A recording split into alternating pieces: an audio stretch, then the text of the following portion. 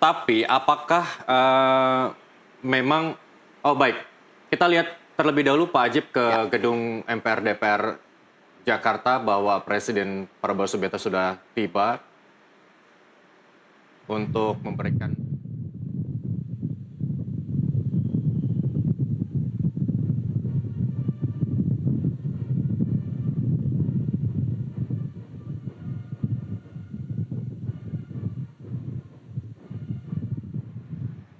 Baik, Pak Ajib, tadi Pak Ajib sudah memberikan gambaran atau komparasi di kuartal pertama dan kuartal keempat 2024, kuartal kedua 2024 dan juga 2025 begitu ya.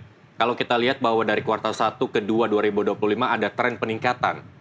Dan surprisingly, kalau saya salah tolong koreksi bahwa sejumlah negara di Asia, sebut saja Vietnam, terus kemudian Filipina, China juga mengalami peningkatan pertumbuhan ekonominya begitu. Apakah memang negara-negara di Asia ini sudah mumpuni untuk mengembalikan atau bahkan meningkatkan pertumbuhan ekonomi negaranya masing-masing? Ya, gini, negara Asia, terutama Asia Tenggara ini kan mengandalkan pada sektor manufaktur sebenarnya. Ya. Makanya kalau kita lihat Vietnam, Indonesia ini justru yang paling kompetitif dan saling bersaing dalam konteks untuk industri padat karya, Mas Irsal. Makanya misalnya faktor dan variabel kebijakan global, kebijakan luar negeri itu menjadi sangat berpengaruh.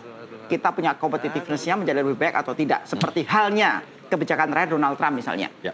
Ketika kemudian Donald Trump memberikan ruang untuk tarif pajaknya yang tadinya 32%, itu yang membuat potensi konstruksi. Karena ekspor kita ke Amerika itu kira-kira menyumbang 10% dari nilai transaksi. Itu yang menjadi problem. Ketika berbicara 10% nilai transaksi, itu equal dengan kira-kira 2% nilai produk domestik bruto kita.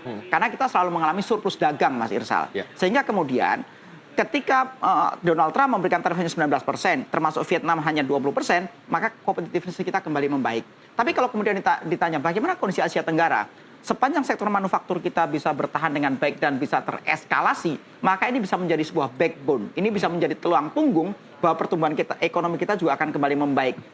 Karena problem emerging country seperti halnya Vietnam dan Indonesia adalah bagaimana tentang penyerapan tenaga kerja, bagaimana industri padat karya harus terlindungi dengan baik. Dan kalau kita lihat misalnya ekspor barang-barang yang padat karya, komoditasnya termasuk misalnya TPT, alas kaki, sepatu dan lain-lain itu adalah dari Indonesia dan Vietnam.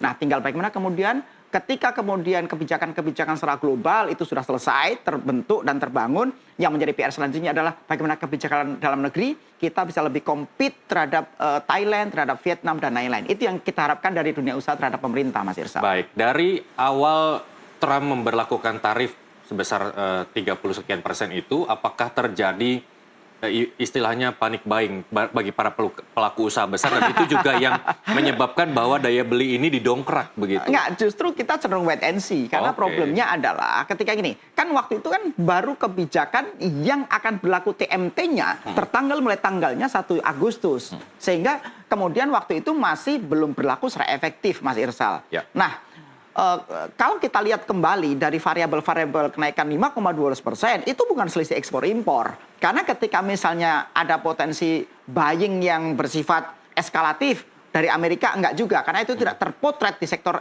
selisih ekspor impor. Tapi potret yang lebih mencerminkan tentang kenaikan pertumbuhan ekonomi di kuartal kedua yang begitu eskalatif adalah pertama ada di investasi, itu yang paling nomor 1. Baik. Itu realitasnya. Baik. Pak Ajib, setiap kita memperoleh sesuatu bisa jadi mudah, tapi yang sulit itu adalah mempertahankan. Apalagi target kita dari 4,6 ya, menjadi 4,12, yaitu jauh angkanya begitu. Apa kemudian Apindo memberikan semacam referensi, masukan agar pertumbuhan 412 ini sustain, bahkan lebih meningkat di akhir kuartal 2025? Gini, Apindo sebenarnya dari awal sudah memprediksi bahwa pertumbuhan ekonomi kita cenderung akan ada di angka 5%, kalaupun di atas itu angka tipis-tipis lah, angka 5,1 dan seterusnya. Tapi kita punya optimisme lebih ketika indikator makro menunjukkan pertumbuhan ekonomi kita kuartal 2 aja 5,12%, Mas Irsal. Apalagi kemudian kita lihat nih, indeks harga saham gabungan hari ini tembus 8.000. Oh ya, Mas Irsal bisa bayangkan, di bursa keuangan, di bursa efek, itu perputaran uang itu tiap hari nggak kurang dari 12 triliun setiap hari. Dan nilai kapitalisasi market di situ itu tidak kurang dari 13.000 triliun, antara 12-13.000 triliun. Ya. Angka yang begitu signifikan, lebih dari 50% produk domestik bruto kita. Artinya kemudian ketika kita bisa membangun kepercayaan market, ketika kita bisa membangun kepercayaan global, maka saya pikir investasi melalui pintu bursa keuangan ini menjadi sebuah jalan yang cukup bagus untuk bisa mendongkrak pertumbuhan ekonomi ke depan. Karena investasi juga bisa masuk dari salah satu window-nya dari situ, Mas Irsal. Nah, kembali ke tadi, Apindo selalu memberikan masukan-masukan terukur kepada pemerintah, termasuk sekarang ketika ada Pokja tentang kemudahan investasi, Pokja perluasan pasar, dan Pokja diregulasi. Nah, ini yang didorong oleh Kementerian Koordinator Bidang Ekonomi, dan Apindo juga menjadi bagian itu. Makanya Apindo mendorong yang namanya Indonesia Incorporated, yaitu private sector itu bukan sekedar sebagai pelaku ekonomi, tapi kita sebagai partner, sebagai mitra dari pemerintah untuk bisa mendorong extra effort untuk mendorong program-program yang bisa pro dengan pertumbuhan ekonomi dan pemerataan. Itu yang menjadi spirit dari Apindo dan dunia usaha. Demikian, Mas Irsal. Kalau Apindo sendiri termasuk yang setuju nggak penopang terbesar pertumbuhan ekonomi adalah daya beli. Nah, untuk meningkatkan daya beli itu, apakah perlu ada kebijakan-kebijakan yang bersifat fiskal begitu ya? Sangat.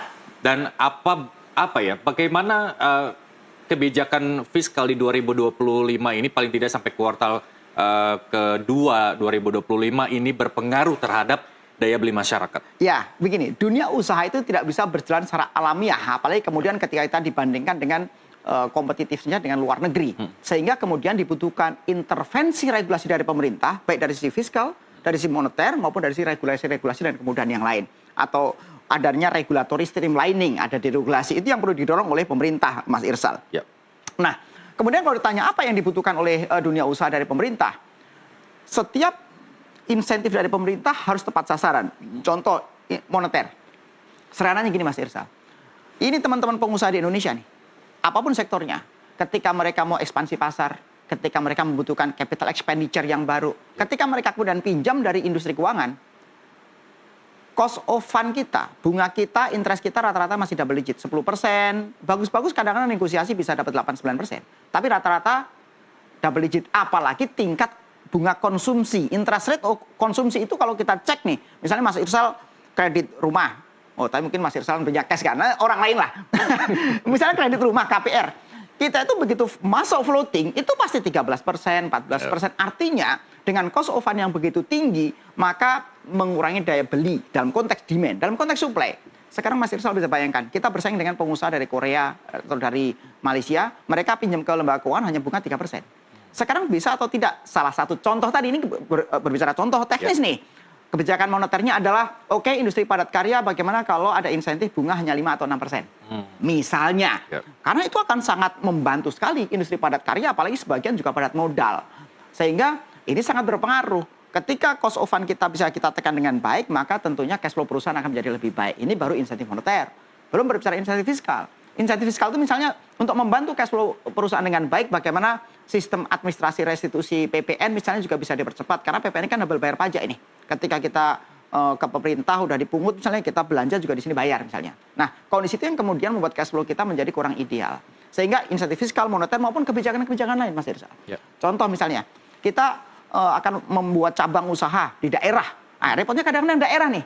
Jadi bagaimana harusnya spirit dan komitmen dari pusat itu bisa tersalurkan juga dengan spirit yang sama di daerah. Sehingga ada kemudahan-kemudahan. Jangan sampai kita buka cabang di sana sebulan di atas kertas. Tahu-tahu jadinya 6 bulan atau 1 tahun. Pak Ajib, saya potong. Kemudahan apa sih yang dipinginin para pengusaha dalam melakukan ekspansi dengan tujuan menimbulkan ataupun menciptakan lapangan kerja bagi masyarakat?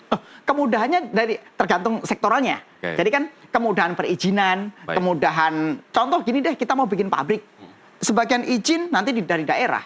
Begitu mau rekrutmen tenaga kerja, belum tentu pemerintah daerah mendukung. Jangan-jangan di situ ada ormas yang, kalau rekrut tenaga kerja harus dari kita misalnya. Loh, itu realitas yang ada di lapangan, Mas Irsal. Jadi ini harus dijawab oleh pemerintah. Dan bahkan Mas Irsal bayangkan, ketika kita... Justru kalau ormas itu kok lebih memperjuangkan anggotanya ya untuk kesejahteraannya ya, ketimbang pemerintah sendiri yang belum tentu memikirkan secara langsung kesejahteraan rakyatnya, begitu ya? Sepanjang itu bersifat produktif nggak masalah. Ketika kontraproduktif itu yang menjadi problem.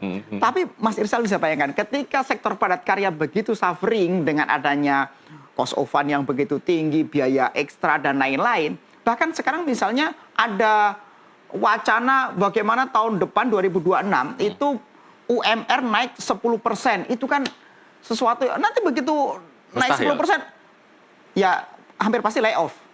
Ada layoff karyawan, ada PHK sebagian gitu. Nah, karena kan sebenarnya penghitungan UMR itu kan juga ada hitung-hitungannya. Bagaimana inflasi ditambah dengan indeks tertentu dikalikan dengan pertumbuhan ekonomi. Tapi jangan indeks ini yang sudut bareng nih, angkanya berapa? Jangan dibilang oh indeksnya 1 atau 1,4.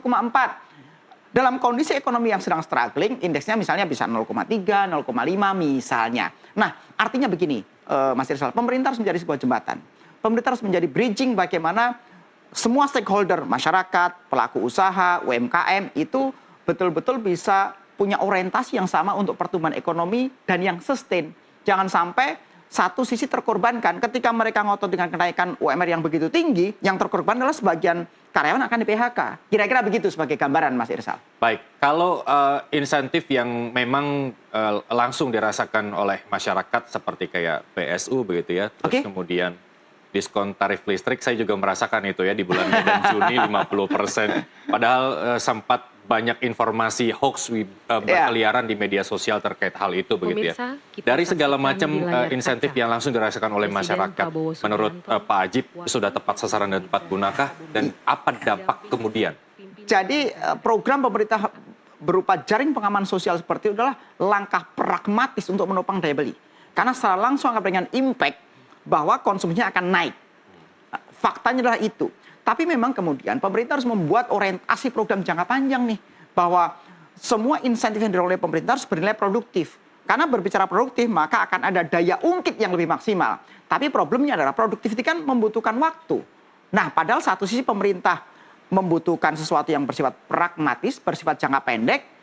Tapi kemudian pemerintah jangan lupa untuk membangun sebuah program, untuk membangun kebijakan-kebijakan juga berorientasi jangka panjang. Demikian Mas Irsal. Baik, di tengah gejolak global begitu ya, pertumbuhan ekonomi Indonesia diklaim tetap kuat begitu. Terus kemudian konsumsi masyarakat berada di kisaran 4,97% year on year begitu ya. Menurut Anda sebenarnya idealnya untuk sebuah negara Indonesia saja begitu, bagaimana harusnya angka dari konsumsi masyarakat yang dinilai kuat itu sendiri? Sebenarnya begini, pertumbuhan ekonomi masyarakat itu idealnya di atas 5% memang. Karena dari awal target yang ada di kerangka ekonomi makro Indonesia tahun 2025 ini Mas Irsal itu 5,2% awalnya. Tanpa memperhitungkan perubahan dan dinamika global yang begitu luar biasa. Tapi dari awal memang 5,2%. Sehingga kemudian kalau ditanya berapa idealnya pertumbuhan ekonomi dalam konteks pertumbuhan daya beli, idealnya ya di kisaran 5,2%. Karena ketika pertumbuhan ekonomi bisa jump up sampai dengan 5,2%, maka untuk mencapai target overall secara agregat tahun 2025 ini juga 5,2 relatif terbantu. Karena sekali lagi penopang signifikan, penopang lebih dari 57% dari overall pertumbuhan ekonomi, overall PDB kita adalah dari konsumsi rumah tangga. Dan bagaimana pemerintah bisa mendorong konsumsi rumah tangga yang baik? Dan apalagi kita punya optimisme juga, Mas Irsal, bahwa di kuartal keempat itu biasanya juga ada tren peningkatan konsumsi. Kenapa? Karena adanya penyerapan government spending yang lebih masif. Biasanya nih, Oktober, November, Desember, berberan seperti itu. Nah itu belanjanya banyak itu, ngabisin anggaran. Ya. Karena itu siklus tahunannya seperti itu. Artinya, kita juga punya optimisme kuartal keempat juga dalam kondisi yang bagus. Demikian Mas Irsal. Baik, Pak Adjib, ini rasanya kita kalau lihat di layar televisi, boleh diinformasikan kepada penonton, ini sedang menyanyikan lagu Indonesia Raya, berarti sesaat lagi Presiden Prabowo Subianto akan menyampaikan nota keuangan dan RAPBN 2026. Mungkin ini saya punya data dari KMPPKF begitu ya, kalau tadi sudah Pak Adjib singgung soal 2026. Tapi jangka menengahnya dari 2027, 2028, 2029, tembus hingga prediksi di 8,0. Ini realistis atau seperti apa kalau dilihat dari perkembangan? Ini kita soal prediksi saja begitu. Bagaimana Pak Adjib melihat? Pertumbuhan ekonomi 8% itu kan ditarget pemerintah di tahun 2008 atau 2009. 2029 yang agak repotnya lah 2029 ini kan masa transisi lagi, masa transisi politik. Di situ ada, dan itu pasti proses panjang. Karena ada pileg DPR RI dan ada juga pilpres. Lepas dari dinamika politik yang ada, kemudian kita kalkulasi proyeksi ekonomi dari sekarang. Pertumbuhan ekonomi 8% Mas Irsal, itu kalau tanya achievable atau tidak, kalau saya lebih suka dengan istilah angka yang challenging. Angkanya sangat menantang.